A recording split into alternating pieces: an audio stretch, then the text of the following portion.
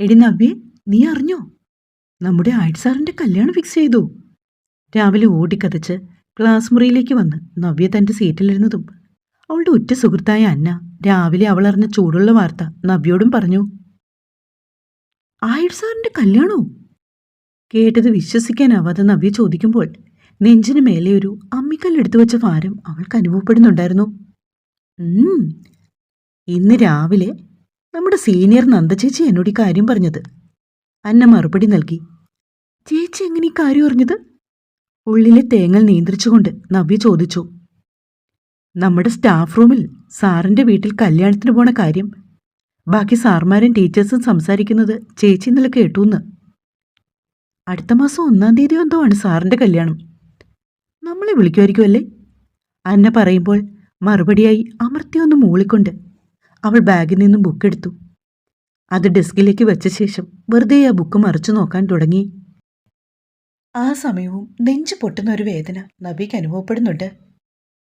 കാരണം അത്രയ്ക്ക് ഇഷ്ടമാണ് അവൾക്ക് ആയിട്ട് സാറിനെ. ഈ ഇഷ്ടം ഇന്നും ഇന്നലെയും തുടങ്ങിയ ഇഷ്ടമൊന്നുമല്ല. നവ്യയുടെ 18ാമത്തെ വയസ്സിൽ, അതായത് അവൾ ഫസ്റ്റ് ഇയറിൽ പഠിക്കുമ്പോൾ തുടങ്ങിയ ഒരിഷ്ടമാണ്. ആ ഇഷ്ടം പ്രായത്തിൻ്റെ പ്രശ്നമാവുമെന്ന് ആ സമയത്തൊക്കെ നവ്യയ്ക്ക് തോന്നി. കുറച്ചുനാൾ കഴിയുമ്പോൾ മാറുമെന്നും വിചാരിച്ചു. പക്ഷേ ഡിഗ്രി കഴിഞ്ഞ് ഇവിടെ നിന്ന് പോയിട്ടും ഇഷ്ടം മാറിയിരുന്നില്ല. സാറിനെ കാണാതിരിക്കാനും ആവില്ലെന്ന് മനസ്സിലാക്കി. അങ്ങനെയാണ് ഒട്ടും താല്പര്യമില്ലാഞ്ഞിട്ടും MSc ചേർന്നത്. അതും ഇവിടെ തന്നെ. ഈ 2 വർഷം കൊണ്ട് എങ്ങനെയെങ്കിലും സാറിനെ കറക്റ്റ് ചെയ്യാമെന്നൊക്കെ വിചാരിച്ചു. നീ എന്താടി കിളി പോയി ഇരിക്കുന്നേ? ആദ്യത്തെ പീരീഡ് ക്ലാസ്സിൽ ശ്രദ്ധിക്കാതെ നിരാശയോടെ ഇരിക്കുന്ന നവ്യയെ നോക്കി അന്ന ചോദിച്ചു. എടി, അത് പിന്നെ എനിക്ക് നമ്മുടെ ആയിട്ട് സാറിനെ ഭയങ്കര ഇഷ്ടാ. നവ്യ അന്നയ്ക്ക് മറുപടി നൽകി. ആരെ? കേട്ടത് വിശ്വസിക്കാനാവാതെ അന്ന വീണ്ടും അവളെ നോക്കി. ആയിട്ട് സാറിനെ, നിഷ്കളങ്കമായ സ്വരത്തോടെ നവ്യ പറഞ്ഞു. ഇതെപ്പോൾ തുടങ്ങി? അത് ഞാൻ ഫസ്റ്റ് ഇയറിന് പഠിക്കുമ്പോൾ. എന്നിട്ട് സാറിനറിയോ കാര്യം? ഇല്ല, പക്ഷെ ഇന്ന് ഞാൻ പറയും. ഇന്നോ? എൻ്റെ പൊന്നു മോളെ, നീ ഇതും പറഞ്ഞ് അങ്ങേരുടെ അടുത്തേക്ക് ചെന്നാലേ മത്തി വറുക്കുന്ന പോലെ അയാൾ നിന്നെ എടുത്തിട്ട് വറക്കും. പിന്നെ കോളേജ് മൊത്തം ഫ്ലാഷാകും. ആകെ നാണക്കേടും ആവുവേ. നിന്റെ വീട്ടിലറിയും, പിന്നെ സീനാവും. അതുകൊണ്ട് ദൈവത്തെ ഓർത്ത് ഇക്കാര്യം നീ ആരോടും പറയരുത്. പിന്നെ അങ്ങേരുടെ കല്യാണമാണ് അടുത്ത മാസം. അതുകൊണ്ട് നീ പുള്ളിയെ വിട്ടിട്ട് വേറെ വല്ലവരെ നോക്ക്. എന്തോരം ചുള്ളന്മാരടി നമ്മുടെ കോളേജിലുള്ളത്. നീ അവരെ ആരെങ്കിലും നോക്ക്. എന്തിനായി കിട്ടാത്ത മുദ്രയുടെ പുറകെ പോണേ? അന്ന ഒരു ഉപദേശം പോലെ നവ്യയോട് പറഞ്ഞു. പക്ഷെ നവ്യ അവളുടെ വാക്കുകൾക്ക് ചെവി കൊടുത്തില്ല. പകരം തൻ്റെ ഇഷ്ടം ഇന്ന് തന്നെ ആയുഷിനോട് പറയാൻ അവൾ തീരുമാനിച്ചു. ക്ലാസ്സിൽ ശ്രദ്ധിക്കാനാവാതെ ജനാലയിലൂടെ പുറത്തേക്ക് നോക്കിയതും കോളേജ് വരാന്തയിലൂടെ നടന്നു പോകുന്ന ആയുഷിനെ നവ്യ കണ്ടു. ഡാർക്ക് ബ്ലൂ നിറത്തിലുള്ള ഷർട്ടും കറുത്ത പാൻറ്റുമാണ് ആയുഷിന്റെ വേഷം. വൃത്തിയിൽ വെട്ടി ഒതുക്കിയ താടിയും മുടിയും കാണുമ്പോൾ തന്നെ അവൻ നല്ല വൃത്തിയും വിനയവുമുള്ള ഒരു പയ്യനാണെന്ന് ആർക്കും ഊഹിക്കാം. 32 വയസ്സ് പൂർത്തിയായി ആയുഷിന്. 28ാമത്തെ വയസ്സിൽ ഇഷ്ടപ്പെട്ട ജോലി അവന് നേടാനായി. ഒരു മിഡിൽ ക്ലാസ് ഫാമിലിയാണ് ആയുഷിൻ്റേത്. അച്ഛൻ ബസ് ഡ്രൈവറായിരുന്നു, അമ്മയ്ക്ക് തയ്യലും. അവന് ജോലി കിട്ടി കഴിഞ്ഞപ്പോഴാണ് നല്ലൊരു വീട് വരെ അവർ വെച്ചത്. അതിനു മുന്നേ അവർക്കൊരു നല്ല വീട് പോലും ഇല്ലായിരുന്നു. എന്നാൽ നവ്യ, അവൾ നല്ല സാമ്പത്തിക ശേഷിയുള്ള വീട്ടിലെ കുട്ടിയാണ്. അവളുടെ അച്ഛൻ പഞ്ചായത്ത് സെക്രട്ടറിയാണ്. അമ്മ ഒരു LP സ്കൂളിലെ ടീച്ചർ. അച്ഛനും അമ്മയ്ക്കും ഒറ്റ മകളാണ് നവ്യ. ഒരു ദിവസം തൻ്റെ ഇഷ്ടം ആയുഷിനോട് പറയാൻ നവ്യ ഒരു ശ്രമം നടത്തി. പക്ഷെ ഒരു നിമിഷം പോലും ഒറ്റയ്ക്ക് അവനെ കയ്യിൽ കിട്ടിയില്ല. ഇന്ന് അവസാനത്തെ പീരീഡ് ആയുഷിൻ്റെ ക്ലാസ്സാണ്. അപ്പോൾ ക്ലാസ് കഴിഞ്ഞ ശേഷം തൻ്റെ ഇഷ്ടം അവനോട് പറയാമെന്ന് അവൾ തീരുമാനിച്ചു. സാറേ, എനിക്കൊരു കാര്യം പറയാനുണ്ട്. അവസാനത്തെ പീരീഡ് കഴിഞ്ഞ് സ്റ്റാഫ് റൂമിലേക്ക് നടന്ന ആയുഷിൻ്റെ പിന്നാലെ ഓടിച്ചെന്നുകൊണ്ട് നവ്യ പറഞ്ഞു. ഇന്ന് പഠിപ്പിച്ച ടോപ്പിക്കിനെ പറ്റി വല്ലതുമാണെങ്കിൽ തനിക്ക് ക്ലാസ്സിൽ വെച്ച് ചോദിക്കാൻ വയ്യായിരുന്നോ? ഗൗരവത്തോടെ ആയുഷ് അവളെ നോക്കി. അതല്ല, ഇത് വേറൊരു കാര്യമാണ്. നവ്യ അല്പം പേടിയോടെയാണ് പറഞ്ഞത്. എന്ത് കാര്യം? സംശയത്തോടെ ആയുഷ് ചോദിച്ചു.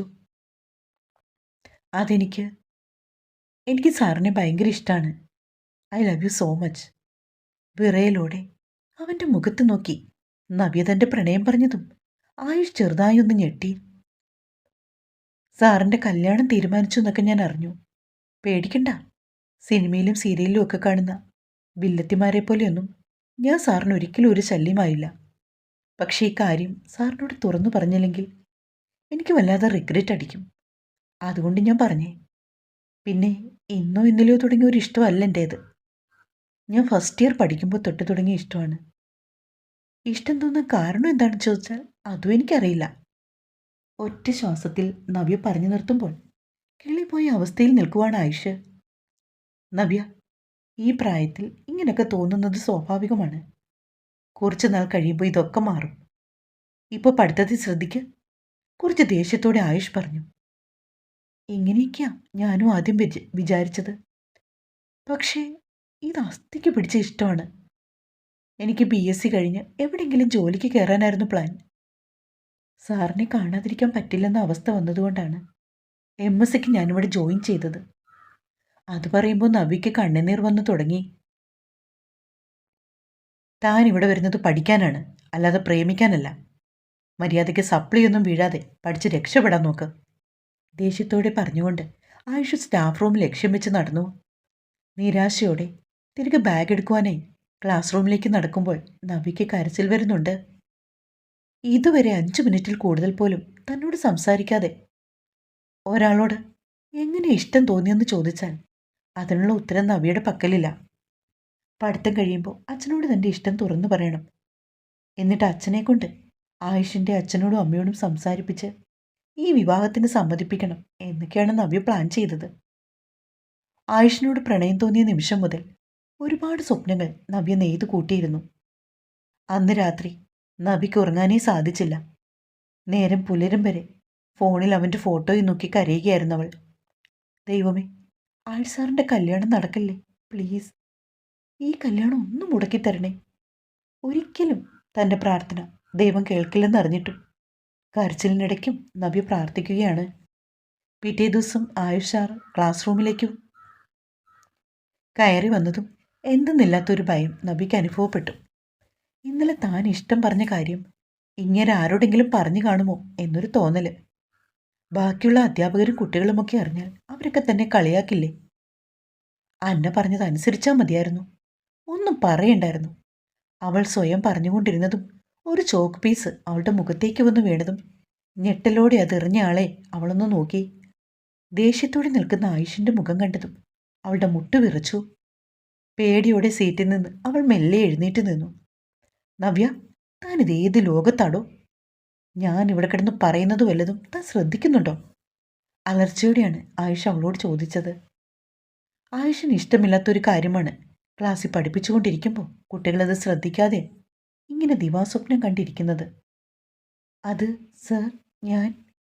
അവരുടെ ദേഷ്യം കണ്ട് നവിക്ക് പേടി തോന്നി. ക്ലാസ്സിൽ വരുന്നത് പഠിക്കാനാണ്, അല്ലാതെ സ്വപ്നം കണ്ടിരിക്കാനല്ല. തനിക്ക് ശ്രദ്ധിക്കാൻ പറ്റുമെങ്കിൽ മാത്രം എൻ്റെ ക്ലാസ്സിൽ ഇരുന്നാൽ മതി, അല്ലെങ്കിൽ ഇറങ്ങിപ്പോക്കോ. ആയുഷ് ദേഷ്യത്തോടെ പറയുമ്പോൾ ഒന്ന് തലയാട്ടിക്കൊണ്ട് നവ്യ അവളുടെ സീറ്റിലേക്ക് ഇരുന്നു. ആദ്യമായിട്ടാണ് ആയുഷ് അവളെ വഴക്കിടുന്നത്. ഒരുപക്ഷെ ഇന്നലെ തൻ്റെ ഇഷ്ടം തുറന്നു പറഞ്ഞതുകൊണ്ടാവും ഇന്നിപ്പോൾ തന്നോടവൻ ദേഷ്യപ്പെട്ടതെന്നാണ് നവ്യ കരുതിയത്. നവ്യയുടെ മിഴികൾ കലങ്ങി. എങ്കിലും അവൾ അങ്ങനെ തന്നെ ഇരുന്നു.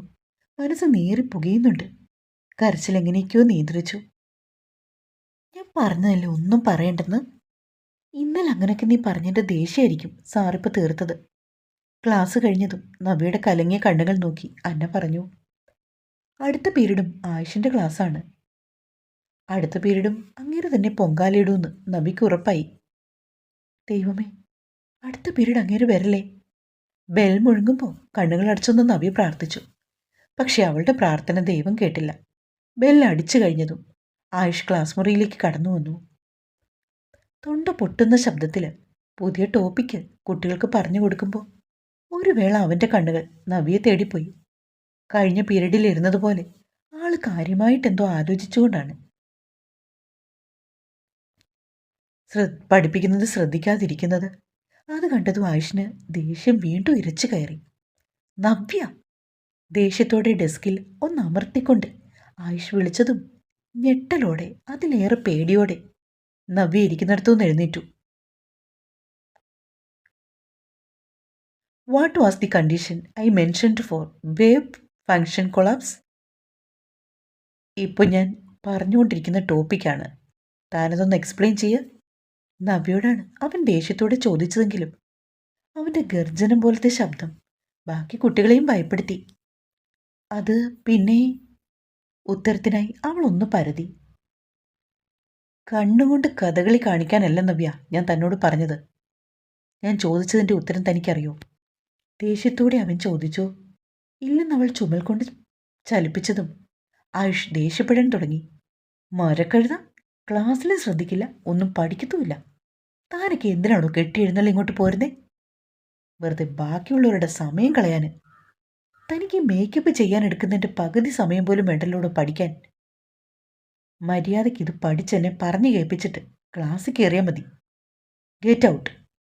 ദേഷ്യത്തോടെ നവ്യോട് ആയുഷ് പറയുമ്പോൾ നിറഞ്ഞു തുളുമ്പിയ കണ്ണുകളോടെ അവൾ ക്ലാസ്സിൽ നിന്നും ഇറങ്ങിപ്പോയി. നവ്യ ക്ലാസ്സിൽ നിന്ന് ഇറങ്ങുമ്പോൾ ചില കുട്ടികളുടെ നോട്ടം അവൾ വല്ലാത്തൊരു നാണക്കേട് തന്നെ സൃഷ്ടിച്ചു. ജീവിതത്തിൽ ആദ്യമായിട്ടാണ് അവൾക്ക് ഇങ്ങനെയൊരു അനുഭവം. ക്ലാസ് മുറിക്ക് മുന്നിലെ വരാന്തയിൽ നിൽക്കുമ്പോൾ അവിടെ കൂടെ പോകുന്ന കുട്ടികളും അധ്യാപകരും തന്നെ നോക്കി കളിയാക്കി ചിരിക്കുന്നത് പോലെ തോന്നി. നവ്യ പെട്ടെന്ന് വാഷ്റൂമിലേക്ക് നടന്നു. ഈ പീരീഡ് തീരുന്നതുവരെ അവിടെ ഇരിക്കാമെന്നവൾ കരുതി. വാഷ്റൂമിലേക്ക് കയറി ചെല്ലുമ്പോൾ അവിടെ മൊത്തം ആകെ ഒരു പുകമയം. നവ്യ നോക്കുമ്പോൾ BSc ഫൈനൽ ഇയറിന് പഠിക്കുന്ന കുറച്ച് പെൺകുട്ടികളിൽ നിന്ന് പുക വലിക്കുന്നു. ടിനി, നിങ്ങളിത് എന്ത് പരിപാടി ഇവിടെ കാണിക്കുന്നത്? അറിയുന്ന കുട്ടികളായതുകൊണ്ട് തന്നെ കുറച്ച് ദേഷ്യത്തിൽ നവ്യ ചോദിച്ചു. സിഗരറ്റ് വലിക്കുന്നു, ചേച്ചിക്ക് വേണോ? പരിഹാസത്തോടെയാണ് ഒരു പഫ് കൂടി എടുത്തുകൊണ്ട് അവളുമാരുടെ ചോദ്യം. ടിനി, നിങ്ങൾ ചുമ്മാ ആളെ കളിയാക്കല്ലേ? ക്യാമ്പസിനുള്ളിൽ ഇതൊന്നും പറ്റത്തില്ല. നിങ്ങൾക്കറിയാവുന്നതല്ലേ ഇത്? ഇനി ഇങ്ങനെ ആവർത്തിച്ചാൽ ഞാൻ കംപ്ലൈൻറ്റ് ചെയ്യും, ദേഷ്യത്തോടെ നവ്യ പറഞ്ഞു. എങ്കിൽ ആർക്കാണെന്ന് വെച്ചാൽ ഇന്ന് തന്നെ നീ കൊണ്ട് കൊടുക്കടി കംപ്ലൈൻറ്റ്. കംപ്ലൈൻറ്റ് കൊടുത്താൽ പിന്നെ നീ 2 കാലിൽ ഈ ക്യാമ്പസിൽ നടക്കില്ല. ഭീഷണിയുടെ സ്വരത്തിലാണ് ടിനി എന്ന പെൺകുട്ടി അവളോട് പറഞ്ഞത്. ഒപ്പം വലിച്ചു പുക ഒരു പെൺകുട്ടി നവ്യയുടെ നേർ കൂതി. ദേഷ്യത്തോടെ അവിടുന്ന് നവ്യ ഇറങ്ങുമ്പോൾ ആ പീരീഡ് അവസാനിച്ചുകൊണ്ടുള്ള ബെൽ മുഴങ്ങി. എന്തൊരഹങ്കാരമാ! HOD ഇന്ന് തന്നെ പറയണം. വെറുവെറുത്തുകൊണ്ട് നവ്യ ക്ലാസ്സിലേക്ക് നടന്നു. ക്ലാസ്സിലേക്ക് അവൾ ചെല്ലുമ്പോൾ അന്ന മാത്രമേ അവിടെയുള്ളൂ. എടി, നീ ഇതെവിടെ പോയിരിക്കുമായിരുന്നു? നവ്യ കണ്ടിവിടെ അന്ന ചോദിച്ചു. വാഷ്റൂമിൽ. പിന്നെ ആ BSc തേർഡ് ഇയർ പഠിക്കുന്ന ടിനി ഇല്ലേടി, അവളും കുറച്ച് പെമ്പിള്ളാരും കൂടിയേ ഞാൻ വാഷ്റൂമിൽ ചെല്ലുമ്പോൾ സിഗരറ്റ് വലിക്കുന്നു. എന്തോ അത്ഭുതം കണ്ട പോലെയാണ് നവ്യ പറഞ്ഞത്. അവളുമാർ സിഗരറ്റ് മാത്രമല്ല വേറെ പലതും വലിക്കുന്നുണ്ട്, അന്ന പറഞ്ഞു. നിനക്കറിയാവോ ഇക്കാര്യം? നമ്മുടെ HOD നമുക്ക് കംപ്ലൈൻറ്റ് ചെയ്യാം. അയ്യോ, ഞാനില്ല. അവന്മാർക്കേ ഇതൊക്കെ എത്തിച്ചു കൊടുക്കുന്നവന്മാർ നമ്മൾ കംപ്ലൈൻറ്റ് ചെയ്തെന്നറിഞ്ഞാൽ ജീവനോടെ നമ്മളെ കത്തിക്കും. ആണോ? വെറുതെ അല്ല അവളുമാർക്ക് ഇത്ര അഹങ്കാരം. നമ്മുടെ കോളേജിൽ മയക്കുമരുന്നൊക്കെ ഉപയോഗിക്കുന്ന ഒരുപാട് പിള്ളേരുണ്ട്. അവർക്കൊക്കെ ചെറിയ പുള്ളികളൊന്നുമല്ല ഇത് സപ്ലൈ ചെയ്ത് കൊടുക്കുന്നത്. അതുകൊണ്ട് ദൈവത്തെ ഓർത്ത് നീ ആയിട്ടൊരു പ്രശ്നത്തിന് പോയേക്കരുത്, അന്ന അവളെ ഉപദേശിച്ചു. ഞാനായിട്ട് ഒന്നിനും പോവില്ലടി. അല്ല, നമ്മുടെ ക്ലാസ്സിലെ ബാക്കി പിള്ളേരൊക്കെ എന്തിയേ? മോളെ, ഇത് ലൈബ്രറി അവറാണ്, എല്ലാവരും ലൈബ്രറിയിലേക്ക് പോയി. ഞാനിത് പറഞ്ഞു. വാ, നമുക്കും പോകാം. ബാഗ് എടുത്തുകൊണ്ട് നവ്യ അന്നയോട് പറഞ്ഞു. അങ്ങോട്ട് പോണേന് മുന്നേ മോളൊന്ന് ഡിപ്പാർട്ട്മെൻറ്റിലേക്ക് ചെല്ല്. നീ വരുമ്പോൾ അങ്ങോട്ടേക്ക് ചെല്ലണമെന്ന് പറയാൻ പറഞ്ഞു. ആര്? സംശയത്തോടെ നവ്യ ചോദിച്ചു. ആയിഡ് സാർ, അല്ലാതെ പിന്നെ ആര്? എന്തായാലും ചെല്ല്. ദൈവമേ, അടുത്ത പൊങ്കാല നടത്താൻ വേണ്ടിയായിരിക്കും. തന്നെത്താൻ പെറുപുറത്തുകൊണ്ട് നവ്യ ഡിപ്പാർട്ട്മെൻറ്റ് സ്റ്റാഫ് റൂമിലേക്ക് ചെന്നു. സ്റ്റാഫ് റൂമിലെത്തിയപ്പോൾ ഭാഗ്യത്തിനവിടെ ആയുഷ് മാത്രമേ ഉള്ളൂ. ദൈവമേ രക്ഷിക്കണേ, വഴക്കൊന്നും ഇടല്ലേ എന്ന് പ്രാർത്ഥിച്ചുകൊണ്ടാണ് അവൻ്റെ ടേബിളിനടുത്തേക്ക് നവ്യ ചെന്നത്. എന്താ സാർ കാണണമെന്ന് പറഞ്ഞത്? പേടിയോടെയാണ് അവൻ്റെ മുമ്പിൽ പോയി നിന്നുകൊണ്ട് നവ്യ ചോദിച്ചത്. താനിതെവിടെ പോയിരിക്കുമായിരുന്നടോ? ദേഷ്യത്തോടെ ആയുഷ് ചോദിച്ചു. അത് വാഷ്റൂമിൽ. നവ്യ പറഞ്ഞു. ക്ലാസ്സിന് പുറത്ത് നിൽക്കാൻ പറഞ്ഞാൽ അവിടെ നിന്നോണം. അല്ലാതെ ആ ടൈം തനിക്ക് തോന്നിയ പോലെ കറങ്ങി നടക്കാനുള്ളതല്ല. ദേഷ്യത്തോടെ ആയുഷ് പറയുമ്പോൾ അനുസരണയോടെ അവൾ തലയാട്ടി. പിന്നെ താനെന്താ ഇപ്പോൾ ക്ലാസ്സിൽ ശ്രദ്ധിക്കാതിരിക്കുന്നേ? അവൻ്റെ ശബ്ദത്തിൽ ദേഷ്യത്തിന് ഒരു കുറവും ഉണ്ടായിരുന്നില്ല. അവൾ മറുപടിയൊന്നും പറയാതെ നിലത്തേക്ക് നോക്കി. എടോ, എന്തെങ്കിലും ചോദിച്ചാൽ താഴെ നോക്കി നിൽക്കുന്ന ഈ പരിപാടി താൻ ആദ്യം നിർത്തണം. അതുപോലെ ചോദിക്കുന്ന ചോദ്യത്തിന് വാ തുറന്ന് മറുപടി പറയണം.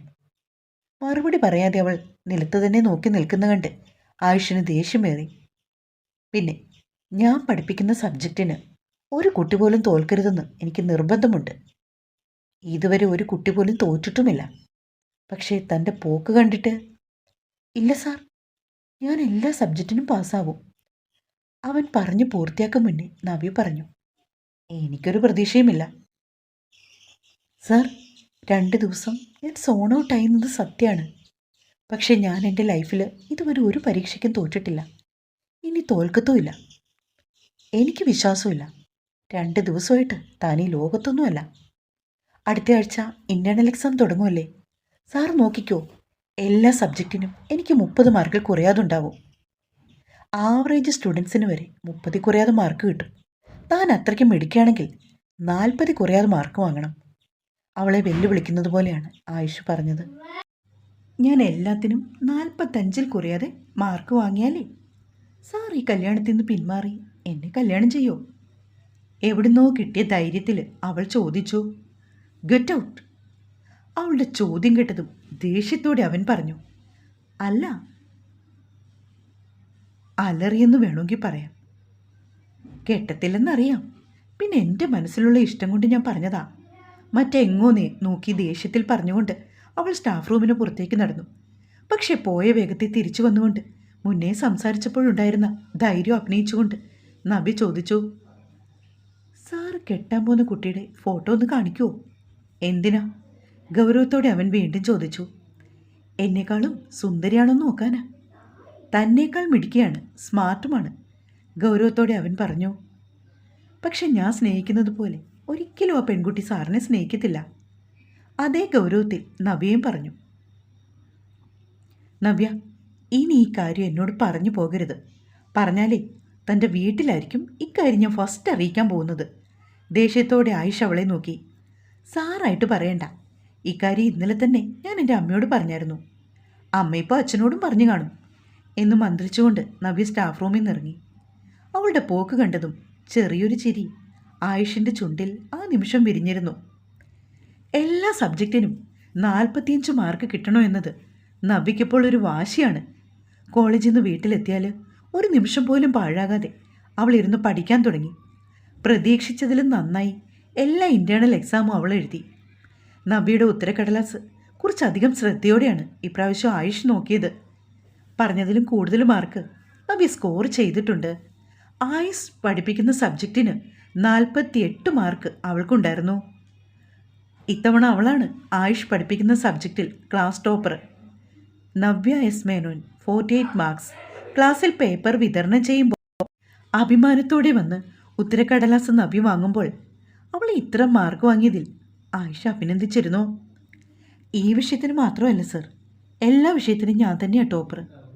എല്ലാത്തിനും 45 കുറയാതെ മാർക്കുണ്ട്. വെല്ലുവിളിയിൽ താൻ ജയിച്ചുവെന്നവൾ ആയിഷിനെ അറിയിച്ചു. ഗുഡ്. യൂണിവേഴ്സിറ്റി എക്സാമിനും ഇതുപോലെ മാർക്ക് വാങ്ങണം എന്ന മറുപടിയാണ് അവൻ നൽകിയത്. പിന്നെ അടുത്ത തിങ്കളും ചൊവ്വയും ഞാൻ ഉണ്ടാവില്ല. എൻ്റെ പീരീഡ് ദേവി മിസ് ആയിരിക്കും വരുന്നത്. പിന്നെ കുറച്ച് അസൈൻമെൻറ്റ്സ് ഞാൻ തരുന്നുണ്ട്. ബുധനാഴ്ച എല്ലാവരും അത് സബ്മിറ്റ് ചെയ്യണം. നവി സീറ്റിൽ പോയിരുന്നതും എല്ലാവരോടുമായി ആയുഷ് പറഞ്ഞു. ഓ, ഈ ഞായറാഴ്ചയാണല്ലേ സാറിൻ്റെ കല്യാണം? ഞങ്ങൾ അറിഞ്ഞായിരുന്നു. ഫ്രണ്ട് ബെഞ്ചിലിരുന്നൊരു പെൺകുട്ടി ആയുഷിനെ നോക്കി പറയുമ്പോൾ അമ്മിക്കല്ലെടുത്തു വെച്ചതുപോലൊരു ഭാരം നവിക്ക് അവളുടെ ഹൃദയത്തിൽ അനുഭവപ്പെട്ടു. ദൈവമേ, ആ പെണ്ണ് ആരുടെയെങ്കിലും കൂടെ ഒളിച്ചോടിപ്പോണേ. ഈ കല്യാണം നടക്കില്ലേ? ആ നിമിഷം നവി മനസ്സിലൊന്ന് പ്രാർത്ഥിച്ചു. എൻ്റെ കല്യാണക്കാര്യം നിങ്ങളോട് ആരാ പറഞ്ഞത്? കുട്ടികളുടെ ചോദ്യം കേട്ട് ചെറുചിരിയോടെ ആയുഷ് ചോദിച്ചു. കോളേജ് മൊത്തം പാട്ടാ സാർ ഈ കാര്യം. പക്ഷെ ഞങ്ങളെ കല്യാണത്തിന് വിളിക്കാത്തത് മോശമായിപ്പോയി. ഒരു പെൺകുട്ടി പറഞ്ഞത് കേട്ട് ഒന്ന് ചിരിച്ചുകൊണ്ട് ആയുഷ് പറഞ്ഞു. എൻ്റെ കല്യാണത്തിന് ഞാൻ നിങ്ങളെ എല്ലാവരെയും വിളിക്കാം. ഞായറാഴ്ച നടക്കുന്നത് എൻ്റെ കല്യാണമല്ല, എൻ്റെ സിസ്റ്ററിൻ്റെ കല്യാണമാണ്. ചെറുചിരിയോടെ ആയുഷ് പറഞ്ഞത് കേട്ടതും അത്രയും നേരം സങ്കടപ്പെട്ടിരുന്ന നവ്യയുടെ മുഖം നിലാവ് ഉദിച്ചതുപോലെ തെളിഞ്ഞു വന്നു. എടി, സാറെന്താ ഇപ്പോൾ പറഞ്ഞത്? തൊട്ടടുത്തിരുന്ന അന്നയോട് സന്തോഷം നിയന്ത്രിക്കാൻ സാധിക്കാതെ നവ്യ ചോദിച്ചു. നമ്മൾ വിചാരിച്ച പോലെ കല്യാണം കഴിഞ്ഞത് സാറിൻ്റെ അല്ല, സാറിൻ്റെ അനിയത്തിയുടെ അടി. അന്ന അവൾക്ക് മറുപടി നൽകി. അപ്പോൾ അങ്ങനെ തന്നെയാണല്ലേ സാറ് പറഞ്ഞത്? അല്ലാതെ ഞാൻ കേട്ടതിൻ്റെ പ്രശ്നമല്ലല്ലോ, ചിരിയോടെ നവ്യ ചോദിച്ചു. എന്തായാലും നിനക്ക് ചെറിയൊരു സ്കോപ്പ് ഉണ്ട് കേട്ടോ, അന്ന പറഞ്ഞത് കേട്ടതും അവളൊന്ന് വെളുക്ക് ചിരിച്ചു. സാറേ, ഒന്ന് നിന്നേ. ക്ലാസ് കഴിഞ്ഞ് സ്റ്റാഫ് റൂമിലേക്ക് നടന്നു പോകുന്നവൻ്റെ പിന്നാലെ ഓടി വന്നുകൊണ്ട് നവ്യ വിളിച്ചതും ശബ്ദം കേട്ട് ആയുഷ് ഒന്ന് പിന്തിരിഞ്ഞു നോക്കി. ഓടി വരുന്ന നവ്യയെ കണ്ടതും ആ ഇടനാഴിയിൽ ഒന്നവൻ നിന്നു. എന്താ കാര്യം? തൻ്റെ അടുത്തെത്തിയവളോട് ഗൗരവത്തോടെ ആയുഷ് ചോദിച്ചു. അപ്പോൾ സാറിൻ്റെ കല്യാണം അല്ലല്ലേ ഈ ഞായറാഴ്ച? ചെറിയൊരു ഹോപ്പ് എനിക്കുണ്ട്, പുഞ്ചിരിയോടെ നവ്യ പറഞ്ഞു. ഹോപ്പുമില്ല, ഒരു കോപ്പുമില്ല. നവ്യ, ഞാൻ തന്നെ പഠിപ്പിക്കുന്ന ഒരു അധ്യാപകനാണ്, അതൊരിക്കലും താൻ മറക്കരുത്, കുറച്ച് ദേഷ്യത്തോടെ പറഞ്ഞുകൊണ്ട് അവൻ മുന്നോട്ട് നടന്നു. പഠിപ്പിക്കുന്ന സാറിനെ പ്രണയിക്കരുതെന്നും കല്യാണം കഴിക്കരുതെന്നും ഞാൻ ഇതുവരെ ഒരു ബുക്കിലും വായിച്ചിട്ടുമില്ല, പഠിച്ചിട്ടുമില്ല. അവനൊപ്പം നടന്നുകൊണ്ട് നവ്യ പറഞ്ഞു. താൻ ഇവിടെ വരുന്നത് പഠിക്കാനാണ്, പ്രേമിക്കാനല്ല. സിനിമയിലൊക്കെ കാണുമ്പോലെ എന്നെ ശല്യം ചെയ്യാൻ വന്നാലേ HODയോട് ആദ്യം പോയി ഞാൻ കംപ്ലൈൻറ്റ് കൊടുക്കും, ദേഷ്യത്തോടെ പറഞ്ഞുകൊണ്ട് സ്റ്റാഫ് റൂമിലേക്ക് നടക്കുമ്പോൾ നവ്യയുടെ മുഖത്ത് വിരിഞ്ഞ പുഞ്ചിരി അങ്ങ് മാഞ്ഞു. നിരാശയോടെ ക്ലാസ്സിലേക്ക് മടങ്ങുമ്പോൾ അവളുടെ മിഴികൾ നിറഞ്ഞിരുന്നു. പണ്ടേ രാഹുൽ എന്നെ ഇഷ്ടമാണെന്ന് പറഞ്ഞ് പിന്നാലെ നടന്ന സമയത്ത് ആദ്യമൊക്കെ ഞാനും ഈ ഡയലോഗാണ് പറഞ്ഞത്. പക്ഷെ അവനതൊന്നും കേട്ട് പിന്മാറിയില്ല. അതുകൊണ്ട് ഞങ്ങൾ തമ്മിൽ സെറ്റായി. ആയുഷ് പറഞ്ഞ കാര്യങ്ങൾ കേട്ട് അന്ന പറഞ്ഞ മറുപടി ഇതാണ്. അന്നയുടെ മറുപടി കേട്ടതും ആയുഷ് പറഞ്ഞതൊന്നും കേട്ട് പിന്മാറേണ്ട, പിന്മാറിയാൽ നഷ്ടം തനിക്ക് തന്നെ ആവുമെന്ന് നവ്യ ഉറപ്പിച്ചു. നാണം കെട്ടാണെങ്കിലും ആയുഷിൻ്റെ സ്നേഹം കിട്ടാൻ ശ്രമിച്ചുകൊണ്ടേയിരിക്കണം. എന്നെങ്കിലും ഒരിക്കൽ ആയുഷ് അവളെ സ്നേഹിക്കുമെന്ന് അവളുടെ മനസ്സും മന്ത്രിച്ചു. നല്ല മാർക്ക് വാങ്ങുന്ന പിള്ളേരെ സാറിന് ഒരുപാട് ഇഷ്ടമാണ്. അതുകൊണ്ട് ഇത്തവണത്തെ പോലെ തന്നെ ഇനി എപ്പോഴും ഞാൻ ക്ലാസ് ടോപ്പർ ആവണം. വൈകുന്നേരം ക്ലാസ് കഴിഞ്ഞ് മുറിയിലെത്തിയതും പുഞ്ചിരിയോടെ നവ്യ സ്വയം പറഞ്ഞു. ആ നിമിഷം ഇന്ന് ആൻസർ പേപ്പർ തന്നപ്പോൾ തന്നെ ആയുഷ് അഭിനന്ദിച്ചതോർത്ത് അവളൊന്ന് പുഞ്ചിരിച്ചു. പിന്നീടുള്ള ദിവസങ്ങളിൽ ക്ലാസ് ടോപ്പർ ആവാൻ വേണ്ടി കുറച്ച് കൂടുതൽ സമയം നവ്യ പഠനത്തിനായി ചിലവഴിച്ചു. ആവശ്യമുള്ള കാര്യത്തിനും ആവശ്യമില്ലാത്ത കാര്യങ്ങൾക്കും സംശയം കണ്ടെത്തി അത് ചോദിക്കുവാനായി ആയുഷിനെ ഫോൺ വിളിക്കാൻ തുടങ്ങി. ക്ലാസ്സിൽ ആയുഷ് പഠിപ്പിക്കുമ്പോഴും ചെറിയ കാര്യങ്ങൾക്ക് വരെ അവൾ സംശയങ്ങൾ ചോദിക്കാൻ തുടങ്ങി. സർ, എൻ്റെ അസൈൻമെൻ്റ് ആണേ. ഒരു ദിവസം സ്റ്റാഫ് റൂമിൽ ആയുഷ് മാത്രം ഉണ്ടായിരുന്ന സമയത്ത് അസൈൻമെൻറ്റ് കൊണ്ട് അവൻ്റെ ടേബിളിൽ അവൾ വെച്ചു. പിന്നെ ബാക്കിയുള്ളവരോടും എത്രയും വേഗം അസൈൻമെൻറ്റ് സബ്മിറ്റ് ചെയ്യാൻ പറയണം. അവളുടെ മുഖത്ത് നോക്കാതെ ആ അസൈൻമെൻ്റ് ഒന്ന് എടുത്തു നോക്കിക്കൊണ്ട് അവൻ പറഞ്ഞു. പിന്നെ സാറേ, എനിക്ക് സാറിനോടൊരു കാര്യം പറയാനുണ്ട്. അവൾ പറഞ്ഞതും സംശയത്തോടെ ആയുഷ് നവ്യ ഒന്ന് നോക്കി. അത് സാറേ, BSc തേർഡ് ഇയർ പഠിക്കുന്ന ടിനിയില്ലേ, അവളും അവളുടെ കുറച്ച് ഫ്രണ്ട്സും ഡ്രഗ്സ് യൂസ് ചെയ്യുന്നുണ്ട്. കുറച്ച് ദിവസങ്ങൾക്ക് മുന്നേ അവർ വാഷ്റൂമിൽ നിന്ന് സിഗരറ്റ് വലിക്കുന്നത് ഞാൻ കണ്ടിരുന്നു. അതിൻ്റെ പേരിൽ ഞാൻ അവരുമായി വഴക്കുണ്ടാക്കിയതാ. പക്ഷേ ഇന്ന് രാവിലെ അവർ നമ്മുടെ പഴയ കെമിസ്ട്രി ഡിപ്പാർട്ട്മെൻറ്റിൻ്റെ കെട്ടിടത്തിൻ്റെ പിന്നിൽ പോയി എന്തൊക്കെയോ പൊടി വലിക്കുന്നത് ഞാൻ കണ്ടു കേട്ടോ. ഒറ്റ ശ്വാസത്തിൽ നവ്യ പറഞ്ഞു. എൻ്റെ അറ്റൻഷൻ കിട്ടാൻ വേണ്ടി പുതിയ കഥയുമായി ഇറങ്ങിയതാണോ താന്? കുറച്ച് ദേഷ്യത്തിൽ ആയിഷ അവളോട് ചോദിച്ചു. അയ്യോ അല്ല സാറേ, ഇത് ഞാൻ കണ്ട കാര്യമാണ്. ആയിഷിൻ്റെ ചോദ്യം കേട്ടതും നെഞ്ചിൽ കാരമുള്ള കുത്തിക്കയറുന്നൊരു വേദന നവ്യയ്ക്ക് അനുഭവപ്പെട്ടു. നവ്യ, എൻ്റെ അറ്റൻഷൻ സീക്ക് ചെയ്യാനായി താൻ കാണിച്ചു കൂട്ടുന്ന കോപ്രായങ്ങളൊക്കെ എനിക്ക് മനസ്സിലാവുന്നുണ്ട്. ഇപ്പോൾ എൻ്റെ മുന്നിൽ ഒരു നല്ല കുട്ടിയുടെ ഇമേജ് ഉണ്ടാക്കിയെടുക്കാൻ വേണ്ടിയല്ലേ ആ പിള്ളേരെ പറ്റി താൻ ഇങ്ങനെയൊക്കെ പറഞ്ഞുണ്ടാക്കുന്നത്? ദേഷ്യത്തോടെ ആയിഷ് അവളെ നോക്കി. അല്ല സർ, അത് പറയുമ്പോൾ അവളുടെ മിഴികൾ നിറഞ്ഞൊഴുകാൻ തുടങ്ങിയിരുന്നു. പിന്നെ എന്തുകൊണ്ടാണ് താൻ എന്നോട് ഇക്കാര്യം ആദ്യം പറയാഞ്ഞത്? ദേഷ്യത്തോടെ വീണ്ടും അവൻ അവളെ നോക്കി. അത് പിന്നെ ആയിഷ് ദേഷ്യത്തോടെ സംസാരിക്കാൻ തുടങ്ങിയതും വല്ലാത്തൊരു ഭയം അവളെ പൊതിഞ്ഞു. അന്നത് പറയാത്തതിനർത്ഥം താനിപ്പോൾ പറയുന്നത് കള്ളമാണെന്ന് തന്നെയാണ്. പിന്നെ അവർ പണ്ടത്തെ കെമിസ്ട്രി ബിൽഡിങ്ങിൽ പോയി ഇതൊക്കെ വലിക്കുന്നത് താൻ കണ്ടത്. താനും ആ ബിൽഡിങ്ങിൽ പോയതുകൊണ്ടല്ലേ? താൻ എന്തിനാണോ ആ ബിൽഡിങ്ങിൽ പോയത്? ദേഷ്യത്തോടെ വീണ്ടും ആയിഷ അവളെ നോക്കി. നവ്യയുടെ കൂട്ടുകാരി അന്നയും അന്നയുടെ കാമുകൻ രാഹുലും തനിച്ച് സംസാരിക്കാനായി പോകുന്ന അവിടെയാണ്. അവരെ കാണാത്തതുകൊണ്ട് അവിടെ ഉണ്ടാവുമെന്ന് വിചാരിച്ച് അന്വേഷിച്ചു പോയതാണ് നവ്യ. ഇക്കാര്യം ആയിഷിനോട് പറയാൻ സാധിക്കാത്തതുകൊണ്ട് അവൾ മൗനം പാലിച്ചു. എൻ്റെ ചോദ്യങ്ങൾക്ക് തൻ്റെ പക്കൽ ഉത്തരമില്ല.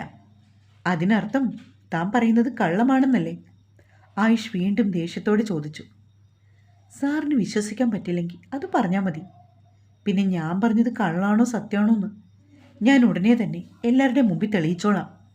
ആയിഷ് പറയുന്നതൊക്കെ കേട്ട് അവളുടെ സങ്കടം ദേഷ്യമായി മാറാൻ തുടങ്ങിയിരുന്നു. ആവശ്യമില്ലാത്ത കാര്യങ്ങളുടെ പിന്നാലെ പോവാതെ പഠിക്കാൻ നോക്ക്. പിന്നെ തന്നോട് ഞാൻ 100 വട്ടം എൻ്റെ സ്റ്റാൻഡ് പറഞ്ഞു കഴിഞ്ഞതാണ്. ഇനിയും എൻ്റെ പിന്നാലെ നടക്കരുത്. ഞാൻ കമ്മിറ്റഡാണ്. വീണ്ടും ദേഷ്യത്തോടെ ആയുഷ് പറഞ്ഞു. അത് കേട്ടതും അവളുടെ സങ്കടം ഇരട്ടിയാവാൻ തുടങ്ങി. സാറിനെ പറ്റിക്കാൻ പറയുമല്ലേ? സാറിന് റിലേഷൻഷിപ്പ് ഒന്നുമില്ലെന്ന് എനിക്കറിയാം. കലങ്ങിയ കണ്ണുകളോടെ നവ്യ പറഞ്ഞു. 32 വയസ്സുള്ള ഞാൻ ഇപ്പോഴും സിംഗിളാണെന്ന് താൻ വിശ്വസിക്കുന്നുണ്ടോ? ദേഷ്യത്തോടെ ആയിഷത് പറയുമ്പോൾ മറുപടി ഒന്നും പറയാതെ അവൾ മുഖം കുനിച്ചു. എടോ, എനിക്ക് തന്നോട് ഒരു ഫീലിങ്സും ഇല്ല. ഇങ്ങനെ ഓരോ കോപ്രായങ്ങൾ കാണിച്ച് പിന്നാലെ താൻ നടക്കുമ്പോഴേ ഇല്ലാതാവുന്നത് തൻ്റെ വില തന്നെയാണ്. 21 വയസ്സോളമില്ലേ? പറഞ്ഞ കാര്യം മനസ്സിലായി കാണുമെന്ന് വിശ്വസിക്കുന്നു. ദേഷ്യത്തോടെ ആയുഷ് പറഞ്ഞതും കണ്ണും മുഖവും അമർത്തി തുടച്ചുകൊണ്ട് അവൾ സ്റ്റാഫ് റൂമിൽ നിന്ന് ഇറങ്ങിപ്പോയി. തുടരും. കഥ ഇഷ്ടമായിട്ടുണ്ടെങ്കിൽ നിങ്ങൾ സപ്പോർട്ട് തരണേ. അടുത്ത ഭാഗത്തോടെ തീരും കേട്ടോ. ഒരു കുഞ്ഞി കഥ.